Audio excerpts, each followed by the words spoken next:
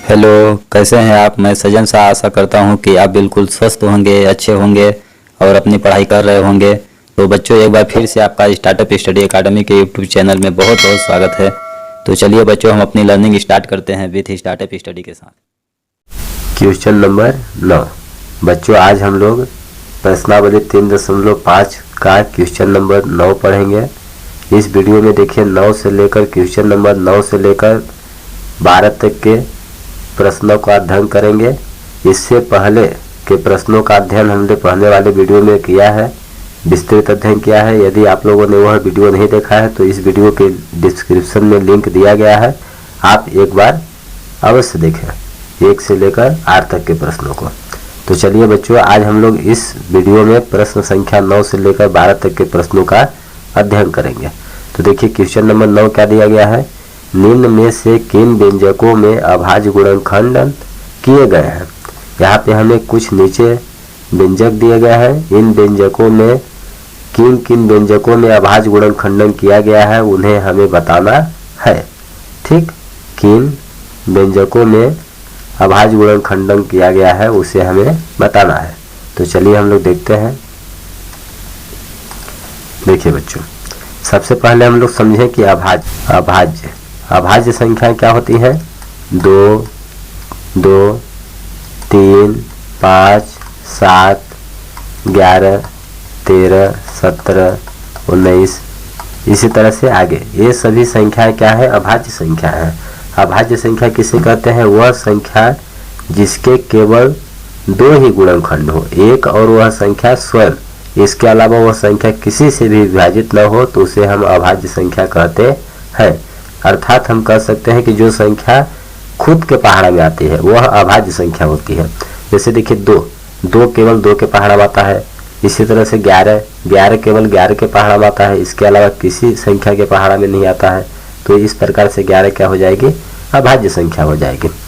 अब देखिए भाज्य संख्या क्या होती है, वह संख्या जो एक और स्वयं के अलावा किसी अन्य संख्या से विभाजित हो उन्हें हम भाज्य संख्या कहते हैं। जैसे आपका हो गया 4, ठीक, 6, 8, 9, ये इसी तरह से 10 आगे, ये सभी संख्या क्या है, भाज्य संख्या है। क्यों, क्योंकि देखिए 4 जो है 1 और 4 से तो कटेगा, लेकिन 2 के पहाड़ा में आता है।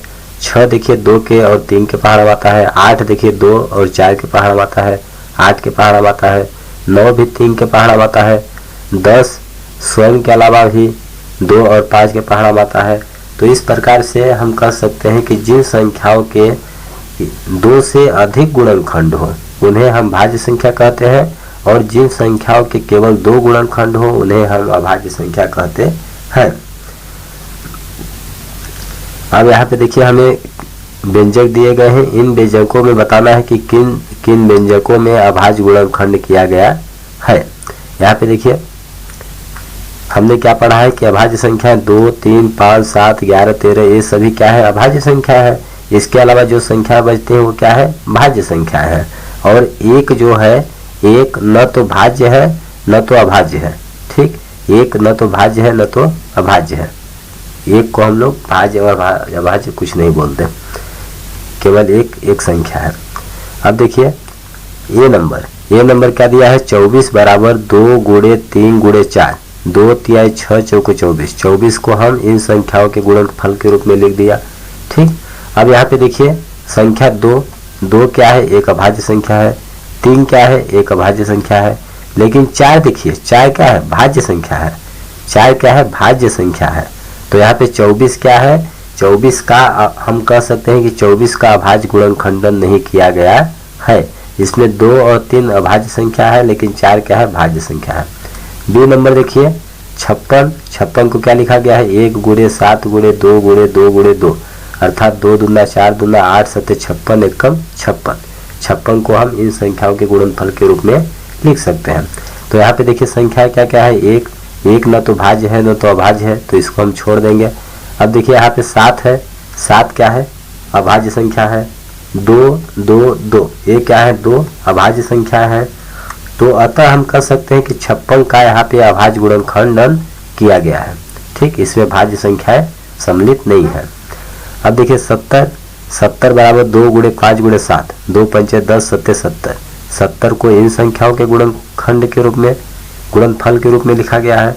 तो यहाँ पे देखिए संख्या क्या क्या है, 2, 5 और 7, ये सभी संख्याएं अभाज्य संख्या है। 2, 3, 2, 5, 7 ये सभी संख्या अभाज्य संख्या है।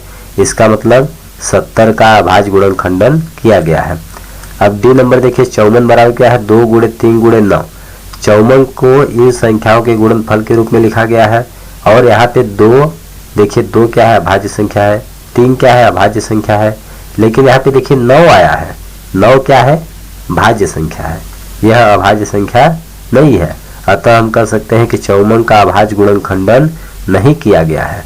ठीक, तो यहाँ पे आंसर में हमारे क्या आया, बी का अभाज्य गुणनखंडन किया गया है और सी का अभाज्य गुणनखंडन किया गया है। चलिए इसको हल के रूप में हम लोग लिखेंगे। तो हम लिख देंगे हल में हम लोग लिखेंगे यहाँ व्यंजक बी व सी में अभाज्य गुणनखंड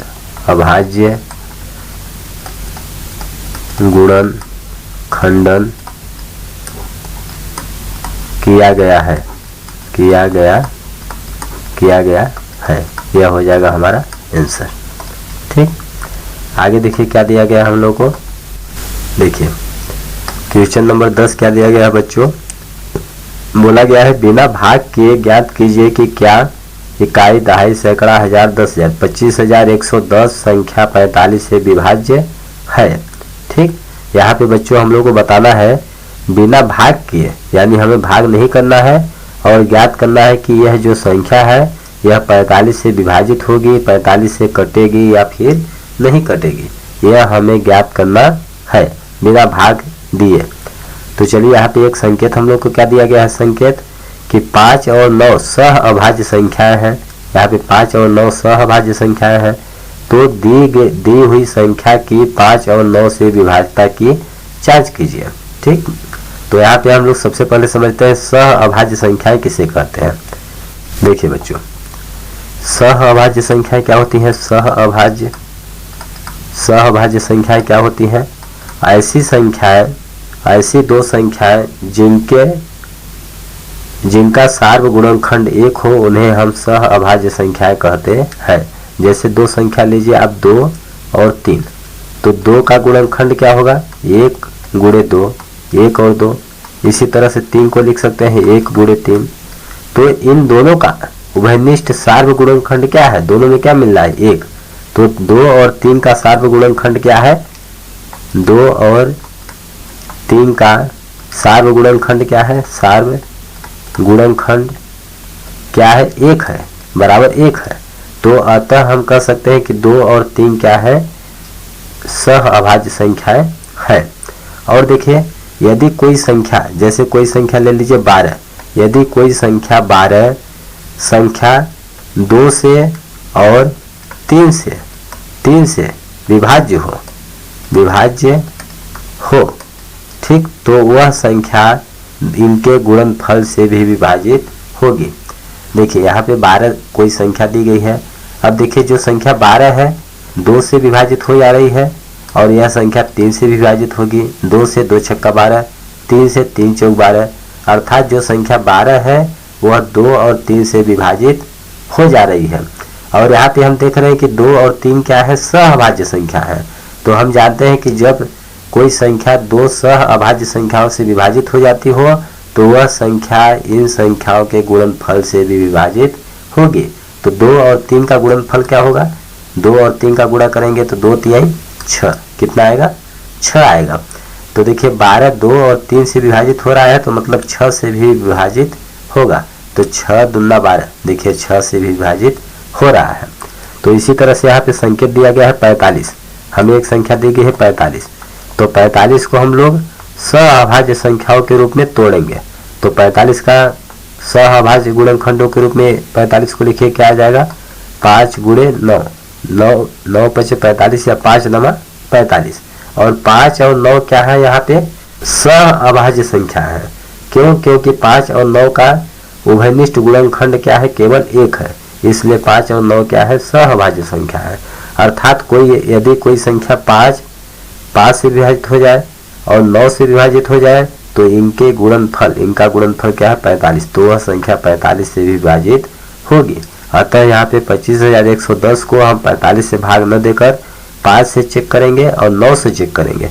यदि पूरा भाग चला जाएगा तो यह संख्या 45 से भी विभाजित हो जाएगी। तो चलिए हम लोग हल करते हैं। यहाँ पे लिखेंगे हल। हम लोग लिखेंगे 45 बराबर हम क्या लिख सकते हैं? 5 गुणे 9।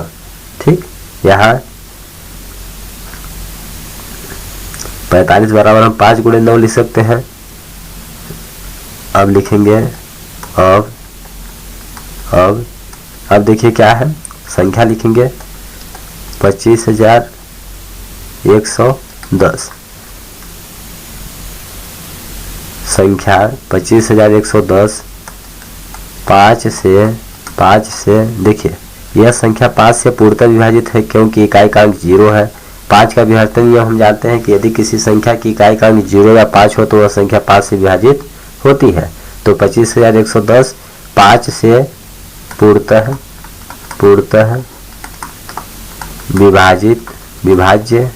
विभाज्य है। ठीक, अब देखिए संख्या 25,110 को हम किससे चेक करेंगे? 9 से। तो 9 से 9 का विभाजन नियम क्या होता है? अंकों का योग 9 होना चाहिए। 2 5 7 7 1 8 8 1 9 9 में 0 जोड़ेंगे 9 आएगा। तो इस संख्या के अंकों का योग कितना आया? 9, जो कि 9 से विभाजित होगा। अतः हम लिख सकते हैं कि 25,110 9 से पूर्णतः विभाज्य है। ठीक, आप भाग देकर भी चेक कर सकते हैं। इस तरह से 9 भागे 25 110, ठीक, भाग देकर भी चेक कर सकते हैं। तो इस प्रकार से हम लिख देंगे। अतः यहाँ पे देखिए हमने क्या देखा कि यह संख्या 5 से विभाजित हो रही है और 9 से विभाजित हो रही है, और 5 और 9 क्या है? सहभाज्य संख्या है। यदि कोई संख्या 2 सहभाज्य संख्याओं से विभाजित हो जाती हो तो वह संख्या उनके गुणनफल से विभाजित होगी। तो 5 9 का गुणनफल क्या है? 45। जब 25,110 5 से कट रहा है, 9 से कट रहा है, अर्थात यह 45 से भी कटेगा। तो लिख देंगे अतः 25,110 45 से भी पूर्णतः विभाज्य होगी। यह हो जाएगा हमारा आंसर। ठीक, इसमें देखिए बच्चों क्वेश्चन नंबर 10 में हमें ओनली बोला गया था कि एक संख्या दी गई है, वह संख्या 45 से विभाजित होगी कि नहीं होगी बिना भाग दिए हमें चेक करना है।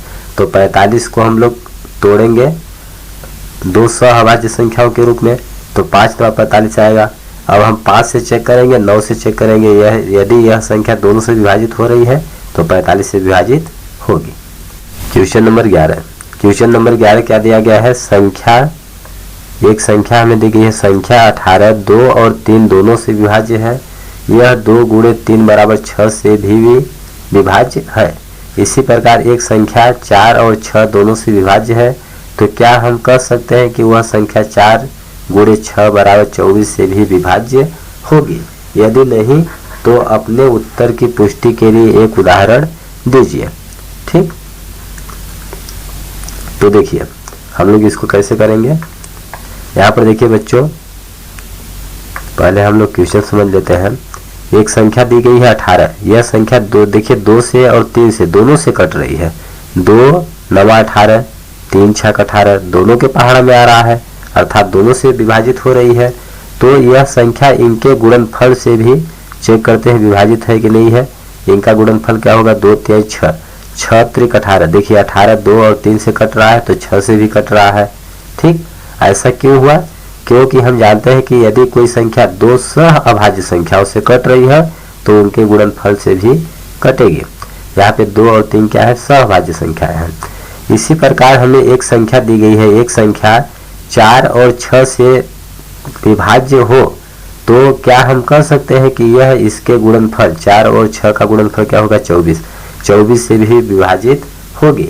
यदि नहीं होगी तो अपने उत्तर की पुष्टि हमें ज्ञात करना है, यदि नहीं होगी तो अपने उत्तर की पुष्टि हमें देना है। ठीक, तो देखिए यहाँ पे हम देखेंगे कि 2 और 3 सहभाज्य संख्या थी और 4 और 6 क्या है, सहभाज्य संख्या है कि नहीं है। सहभाज्य संख्या क्या होती है, जिन दो संख्याओं का उभयनिष्ठ गुणनखंड एक हो, केवल एक हो। तो 4 और 6 का देखेंगे, यहाँ पे हम लोग देखेंगे 2 और 3 का कॉमन फैक्टर उभयनिष्ठ गुणनखंड क्या है, ओनली एक है। और 4 और 6 का कॉमन फैक्टर क्या है, उभयनिष्ठ गुणनखंड क्या है, देखिए एक है, एक से दोनों संख्या कटेंगी और 2 से दोनों संख्या कटेंगी, 2 दूना 4, 2 3 6, 2 से भी कटेंगे। इस तरह से 4 और 6 का कॉमन फैक्टर क्या है, 1 और 2 दोनों है, इसलिए 2 और 3 तो सह अभाज्य संख्या है, सह अभाज्य संख्याएं है, लेकिन 4 और 6 सह अभाज्य संख्याएं नहीं है, संख्याएं नहीं है। ठीक, अब देखिए आगे क्या बोला है कि तो हमने पढ़ा था कि यदि कोई संख्या 2 सहभाज्य संख्याओं से कटती हो तो वह उनके गुणनफल से भी कटेगी। यह कथन बिल्कुल सत्य है। और यहाँ पे दिया गया है कि यहाँ पे जब हम लोग अब देखेंगे कि जब 2 सहभाज्य संख्या न दी गई हो तो इनके गुणनफल से संख्या कटती है या फिर नहीं कटती है। तो कोई संख्या जैसे ले लीजिए 12 देखिए 4 से कटेगा, 4 3 12, 6 से कटेगा, 6 दूना 12। तो इन दोनों का गुणनफल क्या होगा, 4 और 6 का गुणनफल क्या होगा, 6 चौको 24, 24 से 12 कटेगा, नहीं कटेगा। तो अतः हम कह सकते हैं कि जब दोनों सहअभाज्य संख्या नहीं हो तो उनके गुणनफल से वह संख्या, उनसे कटने वाली संख्या उनके गुणनफलों से नहीं कटेगी। तो चलिए इसको हल के रूप में हम लोग लिखेंगे। हल में क्या लिख देंगे, हल लिख देंगे। यहाँ संख्या 12 जो कि 4 व 6 दोनों से विभाज्य है, लेकिन इनके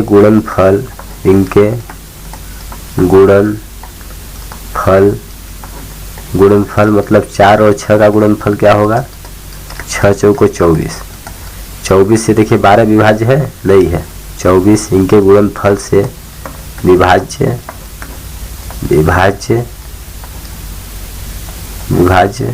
नहीं है। यह हो जाएगा हमारा आंसर। ठीक, तो यह बच्चों देखिए बिल्कुल सिंपल सा क्वेश्चन था। हमें ओनली बताना है कि एक संख्या जैसे 18 है वह 2 और 3 से कट रही है तो इनके गुणनफल से भी कट रही है।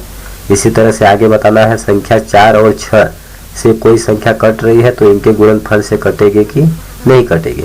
तो देखिए 4 और 6 से विभाजित होने वाली एक संख्या क्या है, 12 जो 4 से भी कटेगी, 6 से भी कटेगी। अब इनके गुणनफल से चेक करेंगे कि कटेगी कि नहीं कटेगी। तो इनका गुणनफल क्या होगा, 24 से 12 नहीं कटेगा। तो हमने अपने उत्तर की पुष्टि कर ली है।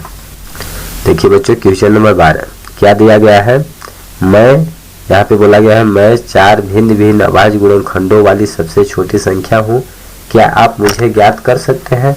देखिए यहाँ पे बोला गया है कि 4 भिन्न अभाज्य गुणनखंडों वाली सबसे छोटी संख्या एक दी गई है और बोला गया है कि यह संख्या आप इस कंडीशन के अनुसार यह संख्या आप ज्ञात कर सकते हैं या फिर नहीं कर सकते हैं। ठीक, तो चलिए इसको हम लोग कैसे करेंगे। देखिए सबसे पहले हम लोग देखते हैं कि अभाज्य संख्या क्या होती है। अभाज्य संख्या 2, 3, 5, 7, 11, 13, 17 इसी तरह से ये सभी क्या है, अभाज्य संख्या है। ठीक ना, जो अपने अलावा किसी और के पहाड़ा में न आती हो। ठीक, अर्थात जिसके केवल 2 ही गुणनखंड हो, जो संख्या 1 और स्वयं के अलावा किसी अन्य से न कटती हो, न विभाज्य होती हो, उन्हें हम अभाज्य संख्याएं कहते हैं। तो ये सभी क्या है? अभाज्य संख्या है। अब क्या बोला गया है? मैं 4 भिन्न भिन्न अभाज्य मतलब भिन्न भिन्न मतलब अलग अलग अभाज्य गुणनखंडों वाली सबसे छोटी संख्या हो। तो आप 4 ठो अभाज्य संख्या, सबसे छोटी अभाज्य संख्या लीजिए, 2, 3, 5, 7। अब इनका क्या कीजिए? आप गुणा कीजिए, 2, 3, 5, 7, इनका गुणा कीजिए तो कितना आएगा? 2 तिहाई 6, 6 पंचे 30, 30 सत्ते 210। ठीक ना?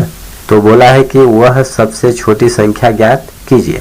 तो वह सबसे छोटी संख्या क्या होगी? 210 होगी। यह हो जाएगा हमारा आंसर। ठीक, अर्थात 4 भिन्न भिन्न अभाज्य संख्याओं से कटने वाली सबसे छोटी संख्या क्या होगी? 210 होगी। इससे छोटी ऐसी कोई संख्या नहीं है जो 2 से भी कटे, 3 से भी कटे, 5 से भी कटे और 7 से भी कटे। तो इन सबसे कटने वाली सबसे छोटी संख्या क्या होगी? 210 होगी। इसको चलिए हल के रूप में हम लोग लिखेंगे। तो हम लोग लिखेंगे हल। ठीक, हल सबसे छोटी 4 अभाज्य संख्या है, अभाज्य संख्या है। तो 4 सबसे छोटी 4 अभाज्य संख्या क्या होंगी? सबसे छोटा 2 होता है, फिर 3 होगा, फिर 5 होगा, इसके बाद 7 होगा। तो हमने सबसे छोटी 4 अभाज्य संख्या ले ली है। अब इनका गुणनफल करेंगे।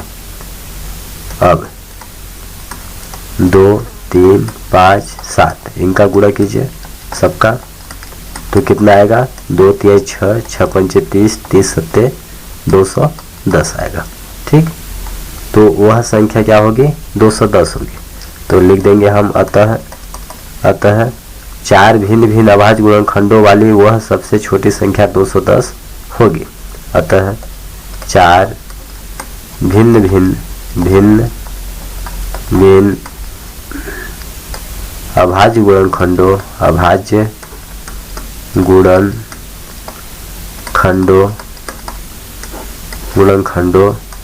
वाली सबसे छोटी